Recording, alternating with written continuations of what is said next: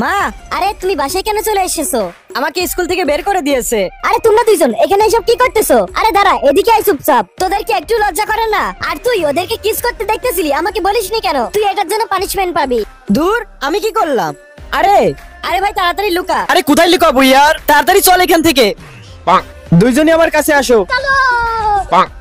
স্কুলে সিগারেট খাচ্ছ, কোনো লজ্জা নাই নাকি? আর তুই? আমি খাইনি। তো আমাকে বলিসনি কেন? এটার জন্য ফাইন দিতে হবে। দূর অসহ্য, কিন্তু এখানে আমার কি দোষ ছিল? এটা একটু বেশি হয়ে গেল। ধুর ইয়ার, শালা এই পাতকে মারলো, কি দুর্গন্ধ আসছে। আরে এখনো কে জেগে আছে? সবাই ঘুমিয়ে পড়ো।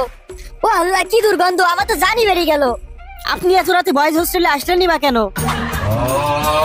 আরে তুমি এখনো জেগে আছো? কই ম্যাডাম, আমি তো শুয়ে আইছিলাম। তুমি শুয়েছিলে, তাহলে তোমার চোখ খোলা কেন? আপনি মুখের উপর টর্চ মেরে আছেন, তাহলে চোখ বন্ধ হবে কিভাবে? কালকে ফাইন দেওয়ার জন্য রেডি থাইকো। আরে আমি কি পাবলিক ঘন্টা নাকি যে কেউ এসে বাজিয়ে যাচ্ছে? 10 দিনের ফাইন, আবারও 10 দিন, আবারও 10 দিন। অনেক ভালো। আমার মনে হয় না ইমরান তোমার আর পড়াশোনা করার প্রয়োজন আছে।